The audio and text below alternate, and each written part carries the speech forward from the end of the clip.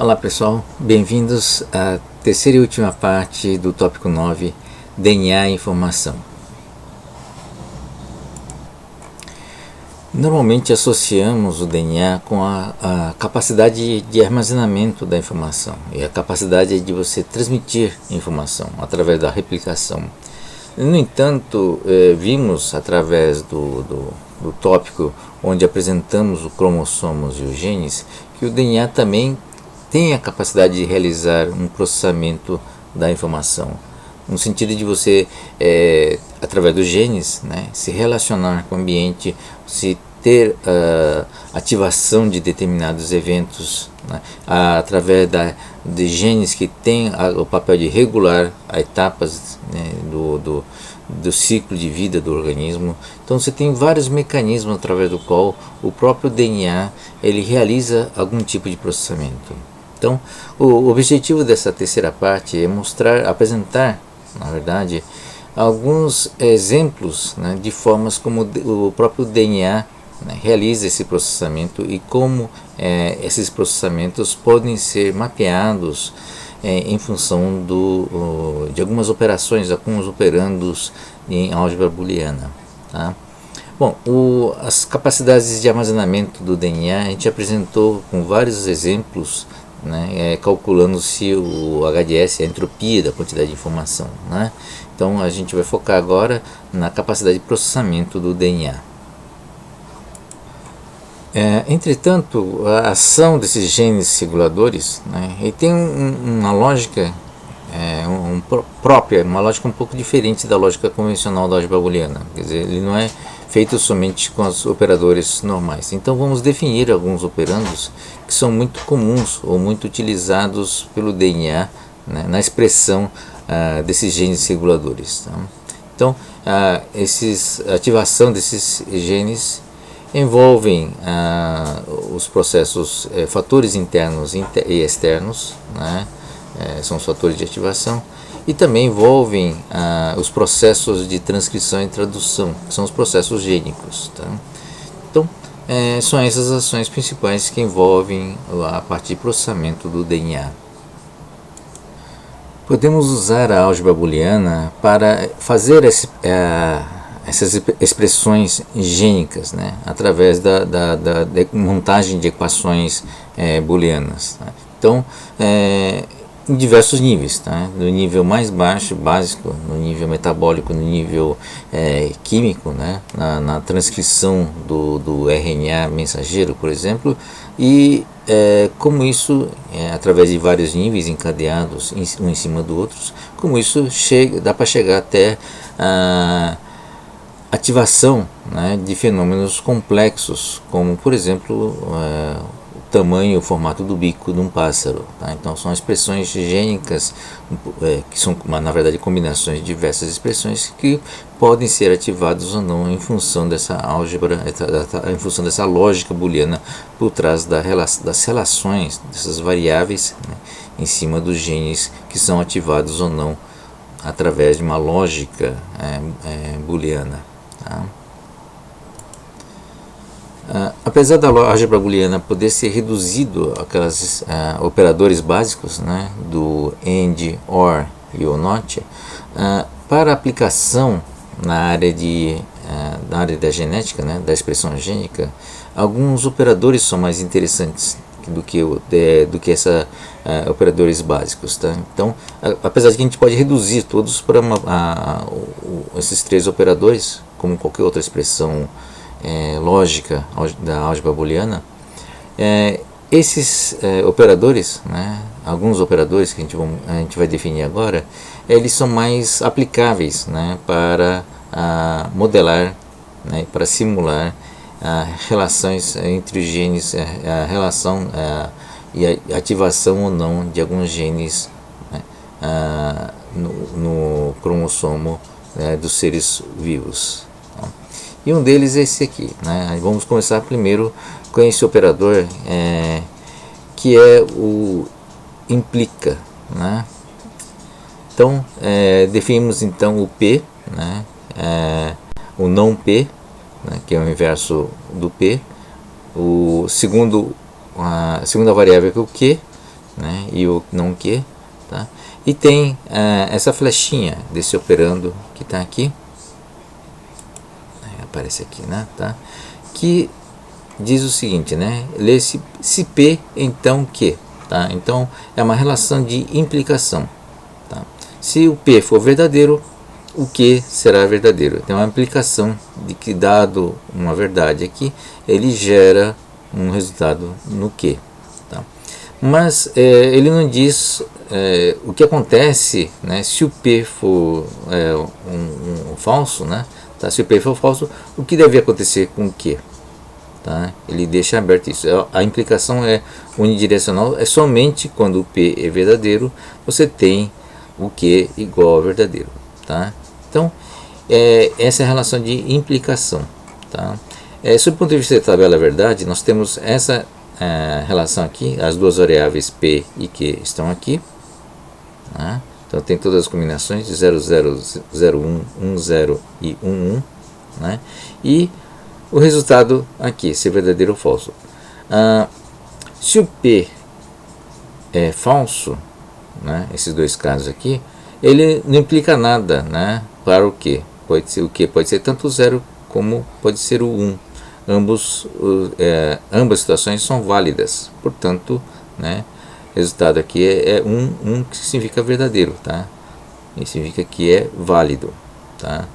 E o caso falso é quando temos o 1 no P e o Q não é 1, né? O Q é igual a 0.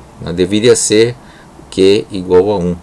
Tá? E esse é o caso onde o resultado desse operando, né, dessa implica, é verdadeiro. E aqui, né, por ser falso, quer dizer, por não representar o implica, ele gera o falso. Tá? Então, em termos lógicos, isso aqui é uma propriedade, né, equivale à negação do inverso, quer dizer, menos not que equivale, implica em não P. Tá? Veja, uma inversão das variáveis aqui. Tá? Onde esse operador, um exemplo fácil, né, para entender melhor esse operando, é isso aqui, esse exemplo aqui da porta, né? Se a porta for aberta, né, o P indica se a porta for aberta, e Q, né, é a situação do alarme, o alarme vai disparar. Então, a frase se a porta for aberta, o alarme vai disparar. Então, a ação, né, o estado da porta vai implicar no estado do alarme. Então, é representado por esse símbolo aqui, né, essa implicação. Tá? Mas o alarme também pode disparar, mesmo que a porta não tenha sido aberta. Tá? Então, é o caso aqui do P falso, né? Quer dizer, e o Q, quer dizer, o alarme pode disparar mesmo que a porta esteja fechada. Tá? Então, por outros motivos, não necessariamente a porta aberta, o alarme pode disparar. Pode ter sido alguma falha, né? Pode ter sido algum outro motivo que gerou o alarme. Tá? Mas, se a porta abre, necessariamente vai gerar um alarme aqui no Q. Tá?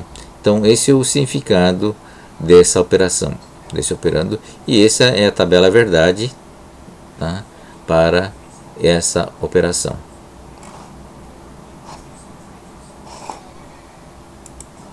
Esses são outros formatos, né, para esse operando, para essa operação. Tá? Esse símbolo de implicar, né, ou esse outro símbolo aqui para implicar. Tá? Esses dois símbolos são equivalentes.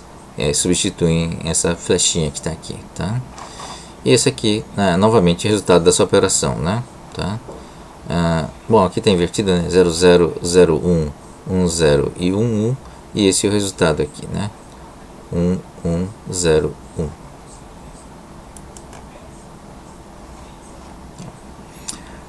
Uma outra operação, tá? É o inverso, né? Tá? É o implica invertido, tá? Quando se Q, né? Então implica na direção contrária. Se Q, então P, tá? A tabela verdade aqui seria esse caso aqui, tá? 00, 01, 10 e 11, né? Só que só nos casos, né? No caso onde o Q é igual a 0, portanto pode ser 0 ou 1. Então esses dois casos são verdadeiros. A única situação falsa é quando você tem o Q, quer dizer, seria a porta aberta, né? O Q está aqui, né? E deveria implicar no 1 aqui em P, tá? Então essa é a situação falsa, né? A situação verdadeira está aqui, ó, 1 acontecendo o Q, deverá acontecer o P, tá? Então esse é o resultado, 1, 0, 1, 1. Único zero, único falso é essa situação onde você tem o Q, né? E não existe o 1, né? O verdadeiro no P, tá? Um outro caso, um outro operador, né? É essas duas flechinhas, quer dizer, uma flechinha apontando para o outro, né? Quer dizer, é um sinal de equivalência, tá? Dizendo que se os dois são iguais, tá? É verdadeiro, se são diferentes é falso, tá? Então o 00 implica no verdadeiro, 1 implica no verdadeiro, e fora as duas combinações aqui de 0 e 1 implica em falso, tá? Então isso é lido também como P C e somente C Q, quer dizer, há uma amarração entre o P e o Q, tá? Um dos símbolos comuns é usar essa frase, IFF, C e somente C, tá?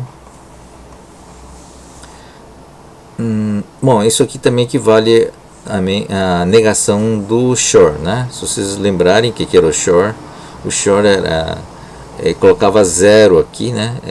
Era um ou exclusivo, 00, 01 e 10, isso implicava, o 00 implicava em 0, aqui era 1, e no caso do 11, no Shor era 0, né? Os dois igual a 1 dá o resultado 0, tá?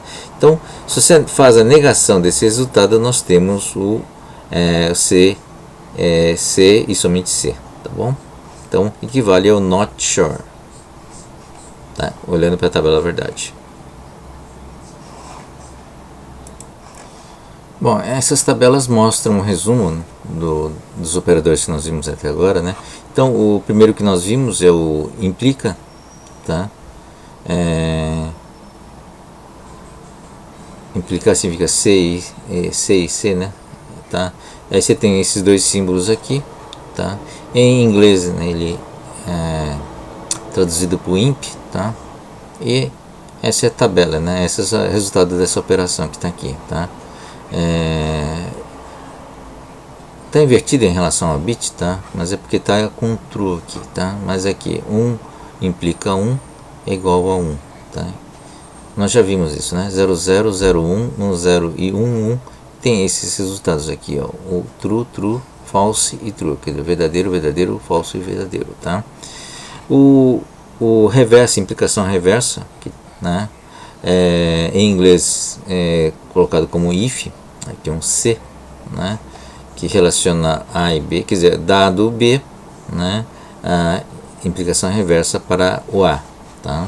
Então é o reverso do que nós vimos aqui em cima, tá? Então essa combinação operador IF, né? If, o símbolo é esse aqui, o sinal da flecha é inversa, tá? E nessas combinações nós temos o falso, a única citação falsa que está aqui, né?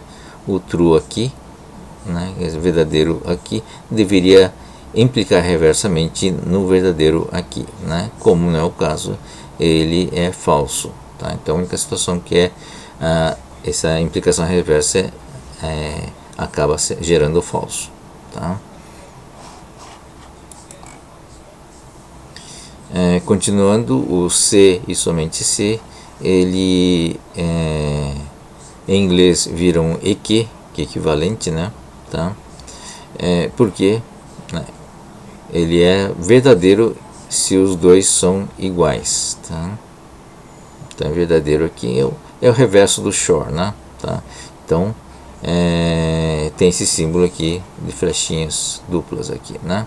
Tá? Então, C e somente C, tá? Então, implica nisso aqui, ou resulta nisso aqui. A implicação negativa, não é reversa, é implicação negativa, significa que true, né, é verdadeiro, verdadeiro gera falso aqui, tá? Então ele inverte na verdade, né? Ele inverte, né? Inverte os valores do resultado que está aqui no implica, tá? Então da mesma forma você tem o NIF, que é o inverso, tá, do resultado do IF, tá? Que é o implicação reversa. Então implicação reversa está aqui, né? 1101, invertendo isso aqui fica 0010, que é o que está aqui, 0010, tá bom? Então basicamente são esses novos operadores que ajudam a explicar um pouco a lógica dos processamentos envolvendo manifestação gênica, né, do DNA, né, ou dos genes, na verdade, tá, dentro do cromossomo. Deixa eu ver um exemplo agora, tá? Desculpe, antes disso uma tabela que resume, né, esses operadores, tá? Os principais, né, OR, AND, né, e o NOT está aqui, né, o NOT do B, o NOT do A, que são, esses aqui são exemplos para duas variáveis, né, tá? E aqui o resultado dos principais operadores aqui, né, tá? O OR, AND, SHOR, NAND, NOR, IMP, que implica, IF, que é o reverse, o implica, negação do implica, negação do if, né, do implicação reversa, e o IFF, que é C e somente C, ou equivalência, tá? Deixa eu ver. Isso aqui é um exemplo, né? É interessante como de fato acontece em relação à manifestação gênica, tá? Então nós temos aqui nesse exemplo duas variáveis A e B, né, e que podem ter diferentes concentrações de proteínas regulatórias, tá? A e B são proteínas regulatórias, tá? Então pode ter uma concentração baixa ou alta, é o estado de duas variáveis dessas proteínas, tá? A gente chama essas de proteínas regulatórias. Na presença dessas proteínas, então a presença das variáveis A e B, tá, existem vários genes aqui, né, tá, representando aqui genes de 1 a 6, G1 até G6, tá? Então eles podem ser ativados ou não de acordo com o grau de concentração das variáveis A e B. E aqui existe aqui o G1, por exemplo, que ele reage a uma combinação de A e B de acordo com esse operador NIF, not if, né? Tá? Só para lembrar, o NIF, cadê o NIF aqui? NIF está aqui, né? Tá? Então, na presença dos dois, né, da alta concentração do A e B, ele não vai se ativar, né? Só vai se ativar, tá, nessa situação aqui, nessa terceira situação, onde você tem o A, né, baixa concentração e o B em alta concentração. Vamos ver se é isso mesmo, tá? É isso mesmo, né? Então o G1 ele vai se ativar, tá, somente quando estiver uma baixa concentração de A e alta de B, tá? Essas concentrações são das proteínas regulatórias que está dentro do ambiente, né? Então, variável A e variável B, que atuam como fosse variável, né? Tá? Esse tem um operador que relaciona essas duas variáveis para o G1 e assim por diante, tá? Então você tem vários genes que têm um comportamento, né, ditado por um operador lógico que está aqui, tá? E na verdade um processo gênico é um pouquinho mais complexo, né? Porque o próprio gene aqui, que você pode ativar um gene regulatório na presença ou na combinação dessas duas variáveis, e esse próprio gene gerar outra proteína, tá? Uma vez ativo, por exemplo, imagine que o G6 fique ativo, né? E essa sua ativação gere uma terceira proteína, tá? uma proteína C, por exemplo, que vai provocar algum efeito também nessa sequência de outros genes dentro do corpo humano, tá? Não se esqueça que o corpo humano tem quase 32 mil genes, tá? Então é uma lógica bem complexa. Você vai montando uma relação bem complexa.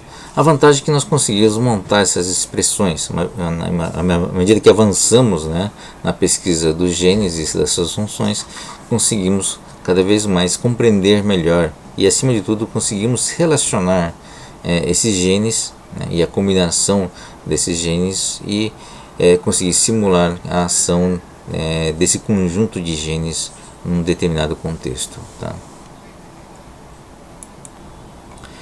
Bom, com isso nós temos uma ideia, né? Eventualmente conseguimos passar uma ideia de como os genes, né, funcionam, como mecanismos de genes podem funcionar e como a gente consegue simular o comportamento desses genes a partir desses modelos usando a álgebra booleana, né? Então, tendo a álgebra booleana, nós conseguimos simular usando a computação e simular a relação, né, e ver a relação entre os genes e ver o que isso pode resultar, tá? Isso envolve realmente um trabalho de estudo dos genes, entendimento e compreensão dos mecanismos que se manifestam dentro do organismo dos seres vivos. Bom, para fecharmos esse tópico, vamos falar um pouco sobre o uso do DNA, agora o uso do DNA como dispositivo de armazenamento, né? Então, essa é uma coisa que surgiu, né, mais recentemente, né, através da engenharia, própria engenharia genética, que aprendemos a manipular o DNA. Estamos conseguindo agora usar o próprio DNA para armazenar informações. Então, o próprio mecanismo molecular, nível molecular mesmo, conseguir armazenar informações, tá? Então, alguns artigos que demonstraram, né, como é que isso pode ser feito e como é que isso pode ser tanto na gravação como na leitura das informações armazenadas no DNA. Bom, teve vários artigos, vários cientistas que desenvolveram essas técnicas, né? Um dos primeiros foi esse artigo publicado em 2012, tá? Onde ele conseguiu colocar dentro do DNA, né, sintetizaram uma molécula em DNA, onde ele conseguiu colocar, né, imagens, textos, né, dentro do DNA, tá? Então, estando gravados em forma de bit, você pode colocar redundância, você pode usar códigos detector de erros, códigos corretor de erros e assim usar toda a técnica, né, de codificação para realizar essa gravação dos dados no DNA, tá? Então, esse é um exemplo, vários outros artigos, né, onde foi feito esse experimento de gravar informações no DNA, tá? Não podemos esquecer que realmente o DNA tem uma capacidade muito grande de armazenar informações, tá? Em termos de volumétrica, e também tem uma durabilidade comprovada de alguns milhões de anos, tá? Então, pode haver outras aplicações futuras em relação ao uso do DNA para armazenamento digital. Esse é um outro exemplo, né, onde foi feito essa gravação de dados no DNA. Bom, a questão é que ainda é muito caro, né, você fazer isso, tá?